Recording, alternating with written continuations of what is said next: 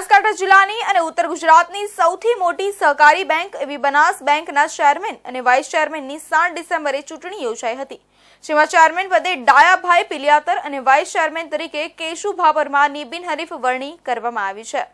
મહત્વનું છે કે વિધાનસભાના અધ્યક્ષ અને બનાસ ડેરીના ચેરમેન શંકર ચૌધરીના અંગત મનાતા ડાયાભાઈ પિલિયાતર બનાસ બેંકના ચેરમેન બને તેવી શક્યતાઓ પહેલેથી જ હતી। છેલ્લા 2.5 વર્ષથી વિવાદમાં રહેલી બનાસ બેંકની ચૂંટણીમાં પર ઘણા રાજકીય આગેવાનોની નજર હતી, કારણ કે 2.5 વર્ષ અગાઉ બેંકની ચૂંટણી બાદ ભાજપે કાંકરેજના અણદાભાઈ પટેલને મેન્ડેટ આપી ચેરમેન બનાવ્યા હતા। ચેરમેન અણદા પટેલે બેંકના કર્મચારી અશોક ચૌધરીને સસ્પેન્ડ કરી દેતા તેમનો વિરોધ થતા તેમને ચેરમેન પદ ગુમાવવું પડ્યું હતું। આમ ભાજપે ફરીથી સૌસી ચૌધરીને મેન્ડેટ આપી ચેરમેન બનાવ્યા હતા।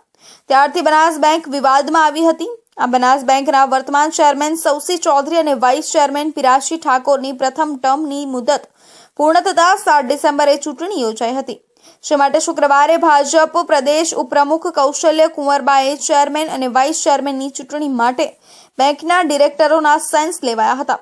પાલનપુરના ચડોતરના કમલમ ખાતે 18 ડિરેક્ટરોના સેન્સ લેવાયા હતા।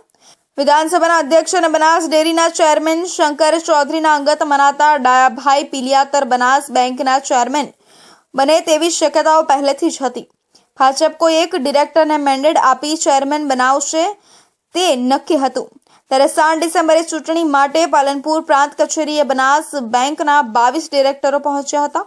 વિધાનસભાના અધ્યક્ષ અને બનાસ ડેરીના ચેરમેન શંકર ચૌધરી પણ પહોંચ્યા હતા। ચેરમેન પદે ડાયાભાઈ પિલિયાતર અને વાઇસ ચેરમેન પદે કેશુભા પરમારની બિનહરીફ ચૂંટણી કરાઈ હતી। આમ સર્વાનુમતે સૌએ સાથે મળી અને બનાસકાંઠાના સહકારી ક્ષેત્રના વિકાસ માટે અને બનાસકાંઠાનું તમામ નેતૃત્વ, મારા બોર્ડ ઓફ ડિરેક્ટર્સ તમામે જે મને સર્વાનુમતે વરણી કરી એ બદલ હું રાષ્ટ્રીય નેતૃત્વનો, પ્રદેશના નેતૃત્વનો, આપણા ડાયનેમિક આપણા મુખ્યમંત્રી મારે ભૂપેન્દ્રભાઈ પટેલ સાહેબનો, અમારા સહકાર મંત્રી જગદીશભાઈ વિશ્વકર્માનો અને સમગ્ર અમારી ભારતીય જનતા ટીમનો અને અમારા બોર્ડ ઓફ ડિરેક્ટરનો હૃદયપૂર્વક ખૂબ ખૂબ આભાર માનું છું। અને ભવિષ્યમાં આ બેંક ખેડૂતોની બેંક બને અને ખેડૂતોને ઉપયોગી થાય એ દિશામાં અમારું આખું બોર્ડ ઓફ ડિરેક્ટર્સ। જેમ ડાયાભાઈ સાહેબે કીધું કે અમારી ભારતીય જનતા પાર્ટી પ્રદેશ નેતૃત્વ તેમજ જિલ્લા નેતૃત્વ તેમજ અમારું બોર્ડ ઓફ ડિરેક્ટર્સ તમામે જે સર્વાનુમતે આજે નિર્ણય લીધો છે આજે એને અમે ખૂબ જ સારી રીતે આવકારીએ છીએ અને ખૂબ ખૂબ અભિનંદન પાઠવીએ છીએ। અને જેમ આજે ધારો કે મેં ખુદ મારી કોઈ ઈચ્છા પણ વ્યક્ત ક્યારેય નથી કરેલી, બીજાની ભલામણો કરેલી, તેમ છતાં પણ આ પાર્ટીએ જે મારી પસંદગી કરી છે, ધારો કે ડિરેક્ટરોમાં હું અમારી લઘુમતી કહેવાય 1 કે 2 ડિરેક્ટર હોય, તેમ છતાં પણ પાર્ટી આપી છે એ બદલ હું પાર્ટીનો ખૂબ ખૂબ આભાર માનું છું। બનાસકાંઠા જિલ્લામાં બનાસ ડેરી બાદની સૌથી મોટી સહકારી સંસ્થા બનાસ બેંકની બીજી ટર્મના ચેરમેન માટે 7 ડિસેમ્બરે પ્રાંત અધિકારીના અધ્યક્ષ સ્થાને યોજાઈ હતી, જેમાં નવા ચેરમેન તરીકે ડાયાભાઈ પિલિયાતર અને વાઇસ ચેરમેન તરીકે કેશુભા પરમારની બિનહરીફ વરણી કરાઈ હતી। જિલ્લાની સૌથી મોટી સહકારી બેંકની ચૂંટણીને લઈને અનેક અટકળો ચાલી રહી હતી।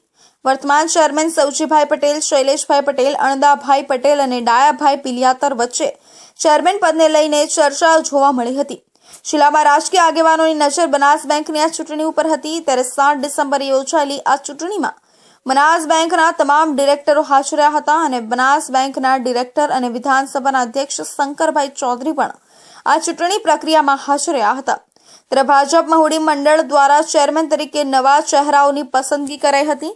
નવનિયુક્ત ચેરમેન ડાયાભાઈ પિલિયાતર અને વાઇસ ચેરમેન કેશુભા પરમારે પોતાને મેન્ડેટ આપવા બદલ ભાજપ મોવડી મંડળનો આભાર વ્યક્ત કર્યો હતો।